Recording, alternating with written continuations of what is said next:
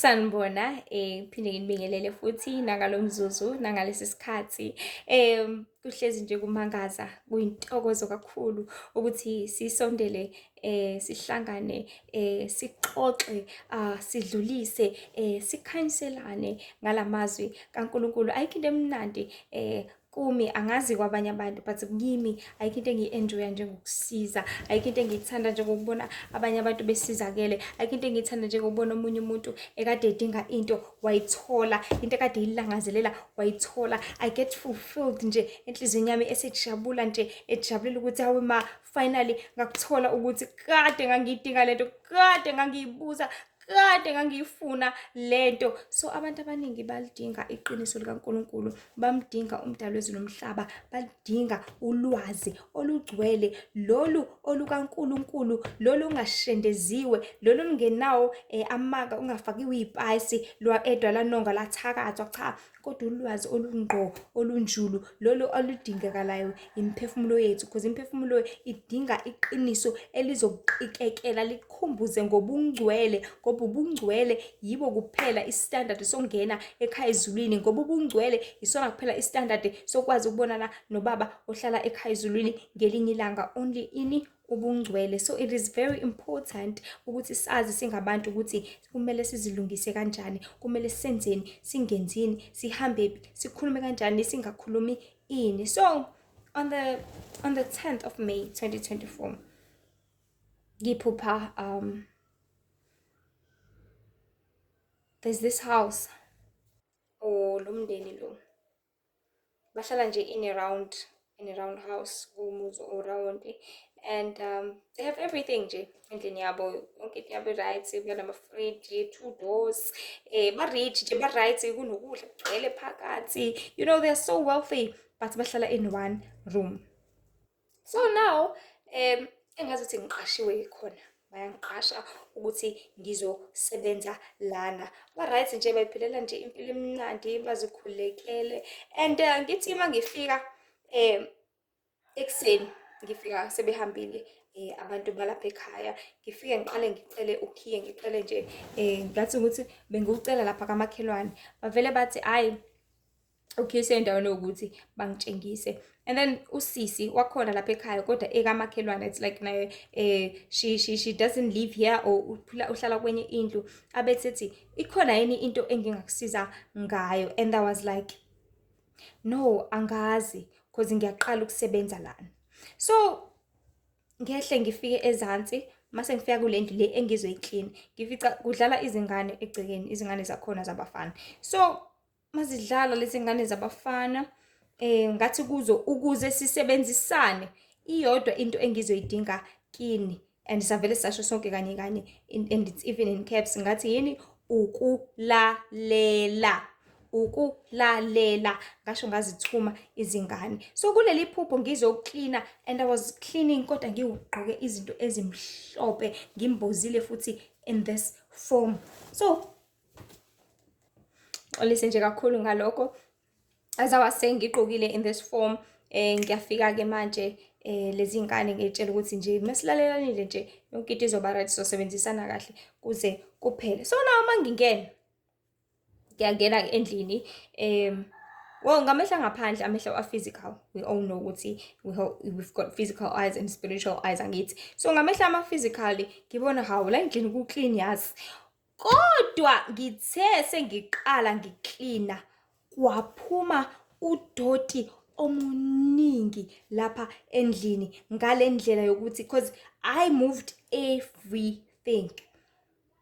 Incane le ndlu vele, but into engayenza cause ngiyakwazi umsebenzi wami, angithi ngaqala ngamuva, ngasusa umbhede ngawuphakamisa, ngawubhekisa le ifridge, ngalimuva, ngasusa amakhabethe, and kwaphuma ongakanani udoti kule ndlu. So nginyakazisa kwayifridge, kwamakhabethe, izicathulo in this same dream, ephushweni ngibhizi ngiyamuva endlini, ama-TV ngiyawasusa, ngiyawudasisa, ngasusa lapha phezulu ngibeka phansi, amakhethini ngiyawakhipha, ngaphansi kwakhaphethe ngiyawususa ukhaphethe, ngiyawumuva, and kwaphuma udoti ongakaze wawubona, ngaze ngathuka nami ngathi hawu, kade ngizitshela ukuthi ku-clean kanti kungcole kangaka. So ngiklina kwaze kwashaya uphasi 5 kwaba late ntambama saze saphela isikhathi ngibhizi ngizama ngiklina ngihlambulula, and the Lord made it so clear at the end of the dream ukuthi kungumsebenzi angibekele wona ukuthi ngihlambulule abantu ngokubatshela iqiniso, ngokuba lona liyahlambulula isono esingaphakathi abantu abangazinakile ukuthi kumele bazikhuculule. So the reminder of izwi ngaso sonke isikhathi, the more you're constantly reminded, it's like you are telling your child ukuthi washa ishethi lakho, nangasaso washa ishethi lakho,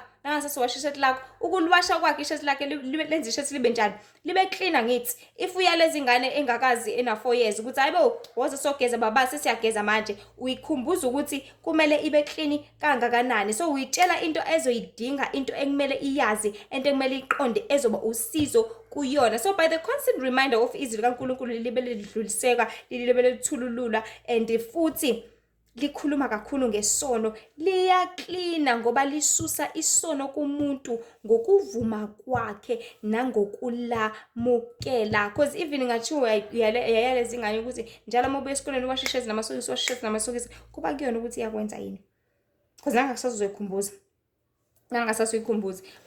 Mayiqhubeka ingakwenzi lokho, izozigqoke lingcolile linjalo. Why? Because ayikubonanga kuyisidingo ukuthi liwashe, ayikubonanga kuyisidingo ukuthi ihlambulule, ayikubonanga kuyisidingo ukuthi ikwenze lokhu. So nabantu njengamanje, they are being told the truth each and every time, all the videos, TikTok, YouTube, zonke lezi ndawo, Facebook, but kulala kubona ukuthi leli qiniso leli makuthiwa ngenza ukuthi ngiyakuthatha ngikwenze yini, ngiyakuthatha ngik-apply yini, ngiyakuthatha ngik-implement yini. By doing so mangizilwasha leli shirt kuzosiza mina, because I'm the one that is going to be clean. But if engaliwashi futhi leli shirt, uyena ozongcola, uyena ozohamba egqoka ishirt elingcolile ngoba unama-shirts awu2 kuphela. So magqoke Monday na Tuesday wangaluwasha, ngo Wednesday definitely uzogqoka elingcolile lekade beligqoke Monday. So indaba isekuthenini wonke amaqiniso kaNkulunkulu azama ukuzokhuculula asize wena ekungcoleni, wena esonweni, kodwa kukuwena ukuthi wamkele makuthiwa uphuzo lizokubulala ebese uyaquita lokho. You are the one cleansing yourself. But if you carry on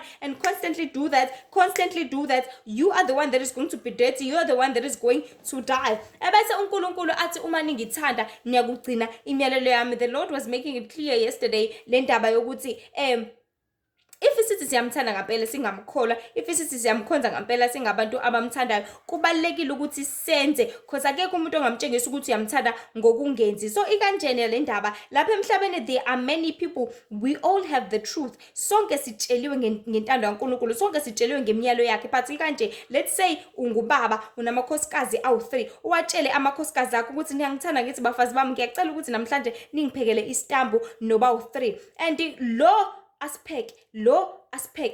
angasipheki. Uma ubaba efika ibapha bamtshengisile ukuthi bayamthanda, yilaba boyi2 abasiphekile ngithi lo ukubone kungena sidingo ukuthi enze ubaba akucelile. So lapha emhlabeni siphila at a time or at a point lapho khona ubaba usiyaleze sonke ukuthi nayi imiyalelo yami, gcinani imiyalelo eyishumi, enzani kanje nakanje. Uma nitshengisa ukuthi niyangithanda nizokwenza lento engiyithandayo. But sitsheliwe sonke, kodwa kuthina sonke sikwenzayo, kodwa laba abakwenzayo are the only one abamtshengisayo ukuthi bayamthanda. So indlela esingatshengisa ngayo ubaba wethu ohlala ekhaya ezulwini ukuthi siyamthanda nangempela, it is by listening. Indlela ingane yakhe itshengisa ngayo ukuthi yakuthanda ngempela, it is by listening to you. Ilalele imiyalelo yakhe, ilalele lokho etshelayo, ilalele konke ekudingayo, ngoba egcineni kosuku kusizakala yona.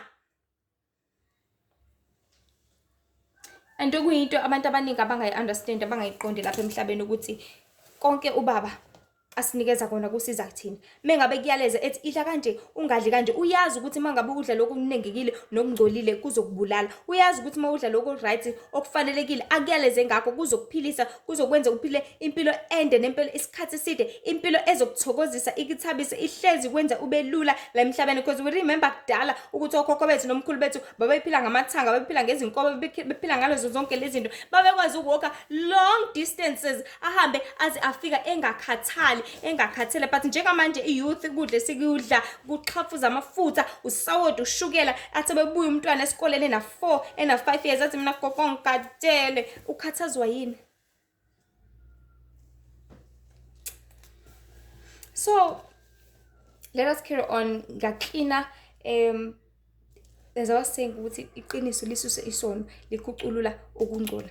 So if you are uzoyala umuntu ukuthi akwenze ukuthi usiza yena, because mase sewashile isono esisukayo kuye. So uma usubhabhadisiwe isono esisukayo kuwe, mase usuvumile isono sakho, wavuma wakhuleka, isono esisukayo kuwe. So ngaqhubeka ngaklina in this house. And I'm busy cleaning, and the Lord, as you were saying, I'm busy cleaning people's houses, and ngize ngimuve khona kusuke wonke udodo ocashile. Same as izono abantu abaziboni, as ngangena kuleli khaya angikwazi ukubona ngithi ukuthi kungcole kangakanani, but as I started moving things around, that is when I seen ukuthi okay la kungcole kanje. So abantu abasibona isidingo sokuvuma izono zabo zakudala. Kodwa ubaba ohlala ekhaya ezulwini uyakucacisa namhlanje ukuthi leso sono sakudala siyayingcolisa indlu. So lezi zono leziya ezingaphansi kombhede ukungcola kwakudala kade bafaka lezi ayicathulo lezi angasayigqoki ngasamlingani, kade wagcina ukuba ukukhipha amakhethini, kade wagcina ukwasha amawindi, kade wagcina efake lesa sitsha lesa ngaphansi kombhede esakudala. Ngithi isono sakudala lesi kayisenza esamncane, isono sakudala wayesenze na 15 kodwa nje kamanje usena 45, isono sakudala. And uNkulunkulu into afisa ukugqamisa kakhulu ukuthi nanoma indala kangakanani isawungcola le nto leya ngaphansi kombhede, nanoma sisidala kangakanani sisayisono futhi singakulidela ekufeni. So uma senginyakazisa umbhede ngiyashanela ngaphansi ngiyakoroba, because if uzovalela konke lokuyangcola lapha ngaphansi kuzokwenzakalani? Kuzongena igundana. Ngithi igundana lifuna ukuyodla icathulo, igundana lilandelwa yini? Lilandelwa inyoka. And leya nyoka mase singenile lapha izohlala idle la magundana amaningi, because igundana eselifike lazala lapha lenza umndeni. Inyoka mase ithola ukudla kwayo okumnandi kwezinyanga eziwu10, bese sihleli leya nyoka uyothi ngelinye ilanga usuthi uyazama ukuthi uyaklina uyakhuculula bese iyaphuma ichoboze wena. So isitha sikanjalo ke sibuka ukuthi okay unezono eziningi bese singena sizohlala kuwena, sikwenza ukuthi ungasiboni isidingo sokuthi uhlambulule, sikwenza ukuthi ungasiboni isidingo sokuthi uclean. And nawe naleyo nyoka ohleli nayo lapho ngaphansi kombhede wakho izokujena ikukhathaze uthi hayi asikho isidingo sokuthi noma ngingakacleana lapha yana, ube busy nezinye izinto, which is what isitha is doing. It keeps people busy, sibajene ekuthenini bangayenzi intando kaNkulunkulu, sibajene away ekuthenini bavume izono zabo, sibenze kwenza ngazuthi akubalekile, engazuthi nje no asikho isidingo, you are too tired to do this. Isono siyagqilaza, siyakhathaza, sikwenze ungasiboni isidingo sokuthi ususe usikhuculule lapha emzimbeni wakho noma usikhuculule lapha egumbini lakho. And mase sesihleli sifuna ukuthi sihlale sitanasa, and ngelinye ilanga siyokubulala sikuchoboze, uyothi usulele embhedeni wakho inyoka iphume isilambile amagundana wasekho isizodla wena uqobo lwakho, which is what isono is doing to umzimba wakho. Ngalobo tshalo oluphuzayo izolwele lishisa isibindi sakho, shisa isibindi sakho, shisa isibindi sakho, mase sesiphelile kwenzeka leni ulale lapha esibhedlela for only 2 days kanti usuyafa.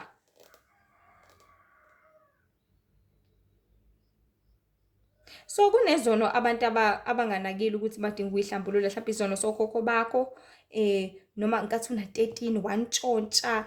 Zonke lezo zono ziyadinga ukuthi zivunywe ngoba zingakuvimbezela ekungeneni embusweni wezulu. So it's like nkathi ngifika lapha yana ngabona kuclean kodwa ngathi sengiqala ukusebenza I realized ukuthi kanti kubole kangaka kulomuzi. Unfortunately njengoba kuze kwashaya o5:30 ntambama, siyazi ukuthi mase kushaya 5:30 lusuke sekusondele ukushona kwelanga, okusho ukuthi kuzokwenzeka, and the Lord made it so clear by the end of this dream ukuthi kuzokwenzeka kwabaningi baphelelwe isikhathi bengaphendukanga, bengazihlambululanga, bengasusanga zonke izono baze bagcine belidekele ekuphulukisweni noma balidekele ekuweleni efeni kwangaphandle noma bangalidekeli ekuphulukisweni. Sorry ngokuthi ngibeke kabi le ndaba. So noma ngingazama kangakanani ukusebenza ngidlulise iqiniso kaNkulunkulu ukuthi abaningi abaphulukiswe, abantu ababamukela uJesu, abantu abavuma izono zabo, abantu abenza ukuthi ngingazama ngawonke kusemandla, ngingazama ukukhuculula ngibatshele izono zokuthi abantu abaningi ngeke baze balithathe iqiniso balisebenzise ngoba abalifuni, futhi abaningi bayoshonelwa ilanga besangcolile. And ukushonelwa ilanga, bantu baNkulunkulu, sonke siyazi ukuthi kwenza njani, ukuvala amehlo akho ungaphinde wavule, which is ukufa, which is death. So ile ndaba uJehova umdali wezulu nomhlaba azama ukuyicacisa kithi ukuthi in as much as amaqiniso kaNkulunkulu edlulisa kakhulu kangaka, baningi kodwa abantu abangekeze babe nandaba ukuthi bazisindise, baziphulukise, bahlambulule izono zabo, which is what is happening njengamanje, which is the kind of life esiyiphilayo njengamanje, whereby people hate the truth with all that they have. They hate the truth ngayo yonke indlela. Umuntu athi nje mina ngeke ngi-right, ngi-wrong, nginjena. That is when people are going to surely and die. So, and ngiklina ngampela kulo muzi. Umama abuye athi angimsize something. And there's something that the Lord made sure ukuthi uyayi-highlighter ngale ndaba ukuthi abantu abaningi bayazazi izono zabo, yazi. And it's like a person athi sacela ukuthi ungikhulekele ngiyeke ukubhema, angisathani, asho ukuthi angisathani. So as I was cleaning ibhizi, ngiyaklina mina, athi sacela ukuthi uzongisiza ngalokhu, sacela ukuthi uzongisiza nangalokhu, which is what people are influenced with. Iyona nto abantu asebejoveke kuyona noma ababhekene nayo njengamanje. Bayazazi izono zabo, bayazi ukuthi badinga ukusizwa ngokuthi nokuthi, kodwa bakhohliwe ukuthi kunezono ezingaphezulu ezi-deep ekudilwa nazo, ekumele zisuswe nazo, because nazo kubalekile ukuthi zisuke ngoba kumele ube ngcwele. Yena unake lokhuyana ukuthi sacela uzongisiza ungiphekele, sacela uzongisiza ungwashele izitsha, cela uzongisiza ungenzele ukuthi, cela uzongisusela leli sokisi. Kanti there's something deeper. Ikhethini lakho libolile, ikhethini lakho likhuthile, yonke into ayihambi kahle, kumele kususwe nalokhu kubalekile ukuthi kususe.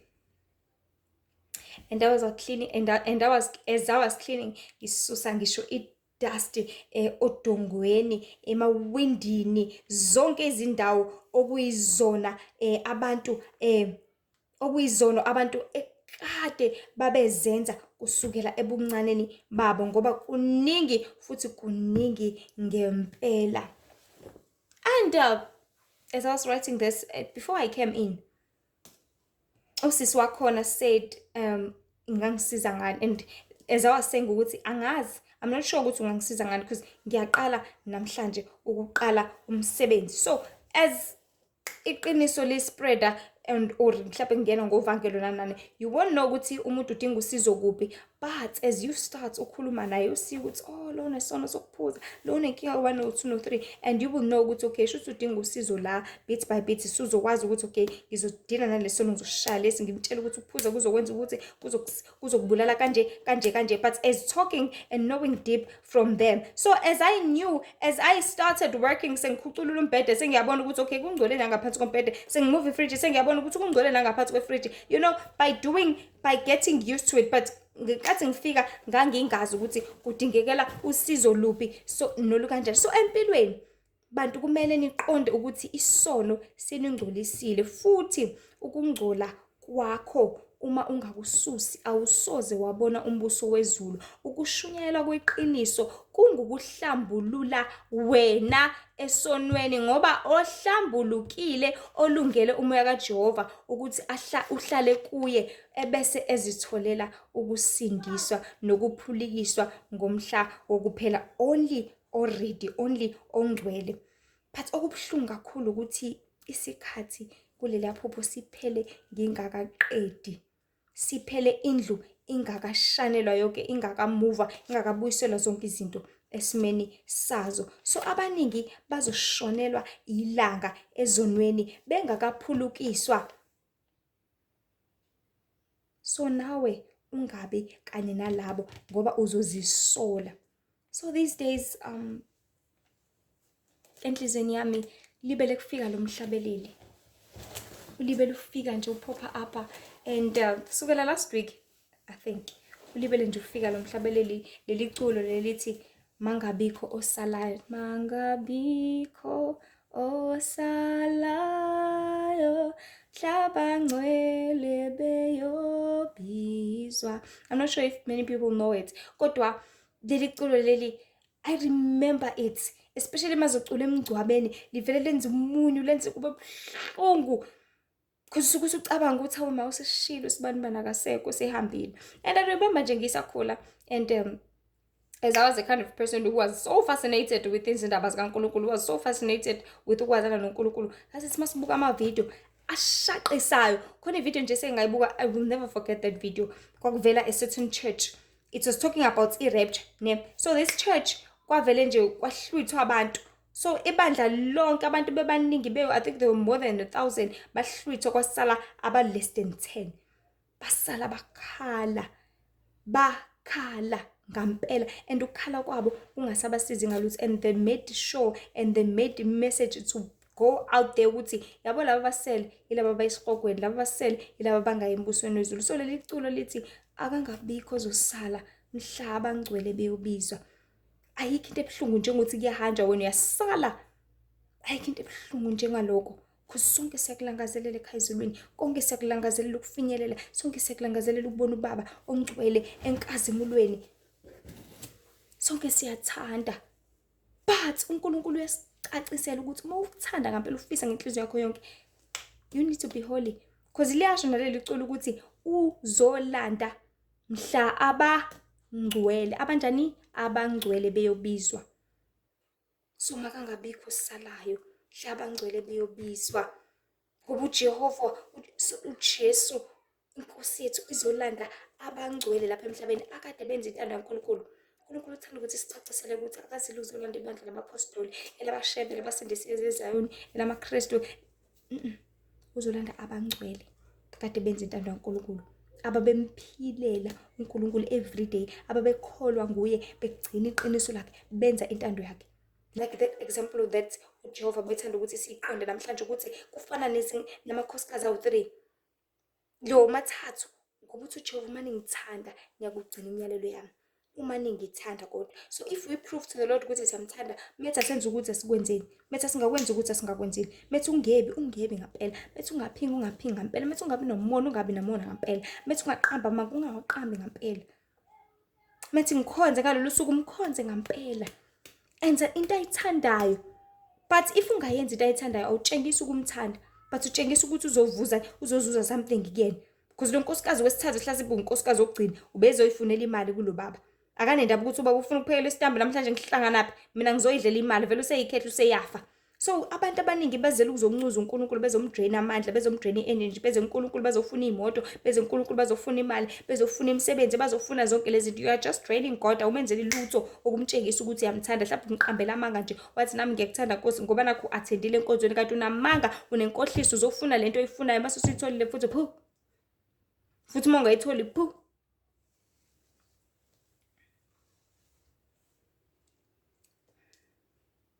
So lolu suku uJesu azofika ngalo lapha emhlabeni ezolanda abangcwele liyoba buhlungu kakhulu kwabaningi uma bengazivumi izono zabo manje.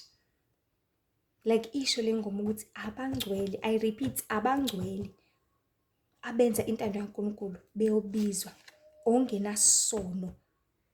So ungasali umenyiwe nawe. Yabo nje ubusaphila kusanethemba ngempilo yakho. Lihle ithemba kwabaphila ngoba nokuphila okuphakade. Basangenza kangcono kunayizolo, basangaphulukisa, usangazivuma leso sono. You still have idolo esakwazi ukuguqa. You still have amaqakala asakwazi ukuhamba. You still have hands ezisasebenza. You still have umlomo ongavuma izono zakho. Umemeze uJehova uthi Nkosi, ngiyakudinga Nkosi, ngikulambele Nkosi, ngiyakulangazelela, nami ngiyafisa ungena embusweni wezulu, nami ngiyakufisa konke lokho. You still have mouth that can do that. So ungazimosheli isikhathi ngokuthi uqhubeke uhlale esonweni ngoba nakho uthi simnandi, siyathokozisa. Simnandi bazobe sikhashana ngoba indlela enhle buke emehlweni abantu, isiphetho sayo singukufa. Ungalibeki ingcebo yakho lapho khona inundu namasele efohla khona ebe. So isikhathi njengamanje sokuthi wazi ukuthi ukukhucululwa kwesono kukhona, Vuma ukuthi isono sakho sikhucululeke ngokuthi wenze iqiniso, wenze intando kwababa ohlala ekhaya. Izolo like in that dream, ngikhuculula loya muzi, ngiwasha, ngiwugeza. I had to remove everything. I had to remove zonke izinto ezibekiwe ngizisuse khona ngizisusa naloko ngemuva. So nawe kunezizono zokhokho bakho ongakayivumi, kunezizono zababa bakho ongakayivumi.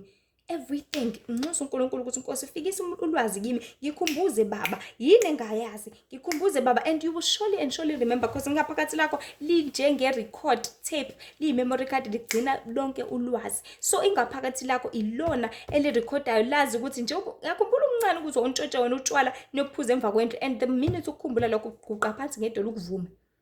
The minute ukukhumbula ukuthi emzini wakho yazi ngaphansi kwefriji kade ngagcina uklina, shona kulona ifriji ususe semithambo ukline lokho ngcwele, ngoba there's something eyi-danger, there's something uNkulunkulu akuseva kuyona ukuthi mhlawumbe kuyenza inyoka efuna uzohlala ngaphansi kwefriji because kuthanda ukufudumala khona noma kuthanda ukuba damp. So abantu bakaNkulunkulu hlaze wazi ukuthi umoya kaNkulunkulu udingayo ukuthi ukusiza ukuthi ukhuculule isono lesi esigcwele kuwena, because sizokubulala, sizokwenza ungabona nombuso wezulu ngelinye ilanga, because uyakulangazelela. Leli culo leli lithi mangabikho osalayo. Yabo wonke umuntu bese kuthiwa uyalalelisise kahle ajule eso season lakhe. Libhlungu lela culo. Libhlungu. It's like sekuyahanja manje ngiyiwa kwi-trip, ngiyiwa kwezinye indawo la ngakaze kuyiwe khona. Kuthiwa hayi uyasala wena, buke ungcole kanjani awugezile. Uzokhala. And ukuphala kwakho ngeke kukusiza ngalutho. So isono sokwenza ukuthi ungawubona umbuso wezulu. Isono sokungcolisa. Lezi ezindala zizongcolisa. Ukuthi wasenza una 12 akusho ukuthi ungazivumi. And ukuze usivume udingane. Ukuze usivume udingane, I repeat. Udinga umoya kaNkulunkulu ozohlezi ukukhumbuza. So khuleka uNkulunkulu, unxusa uNkulunkulu uthi Nkosi, ngicela ingelosi yakho ingisize. Ngikwazi ukuthi nami ngihlezi ngikhumbula zonke izono, futhi ngizikhumbule, ngizivume zonke khona ngizokwazi ukuphulukiswa. Because we live in times njengamanje la sidinga khona umoya kaNkulunkulu to survive. Because angeke uzicabangele ingqondo yakho, usukhohliwe wena. So indaba esekuthenini amukela uJesu njengenkosi nomsindisi, usindiswe, ubhabhadiswe. Uma usubhabhadisiwe, umoya kaNkulunkulu uzohlala kuwena, iwona ozokukhumbuza zonke lezi zono kancane kancane. Mase usubhabhadisiwe kodwa uma ungakabhabhadiswa angeke uzokwazi lutho, kodwa uzohlala esonweni nasekunengekeni nasezinkanukweni. Bese ulahlekelwe umoya kaNkulunkulu ongunembeza, bese kube angazi. So isikhathi njengamanje sokuthi mase usubhabhadisiwe uhlezi uhlele ebukhoneni bakaNkulunkulu. uNkulunkulu yena ozokukhumbuza, uyena ozokutshela ukuthi udinga ukuklina la nala nala. And iqiniso kaNkulunkulu libe lidlulisela ukuthi wena ukhumbule ukuthi hayibo geza nalapha.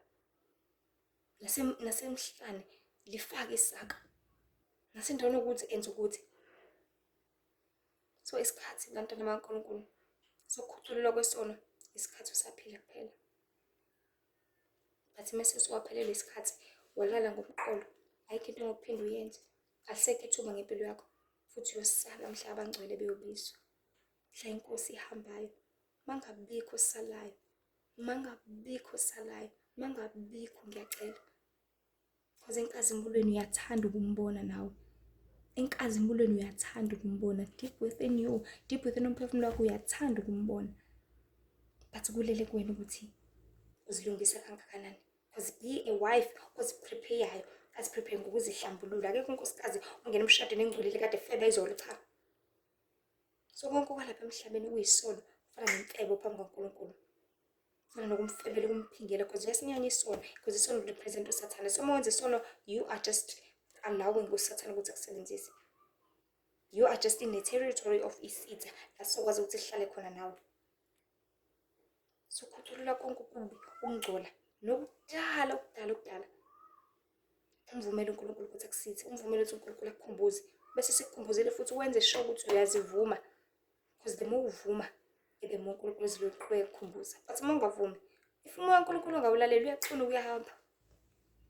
Because akekho umuntu othanda ukuthi lebetshela umuntu into eyodwa over and over again leyotshela into eyodwa. Uzoze uyidube. Nothi esikoleni iy'ngane mangalaleli bayiduba, bayishiye kanjalo bathi ayizoyibonela lezi, ayifuni ukuzwa. Sebathe ayithula umsindo khona ngizokwazi ukuthi ngiyichazele le syllabus, khona ngizoyiqeda kwama-exam ayenza, kodwa ayifuni ukuzwa, ayifuni ukulalela. Kuthi kufica i-exam bese uyafeyila.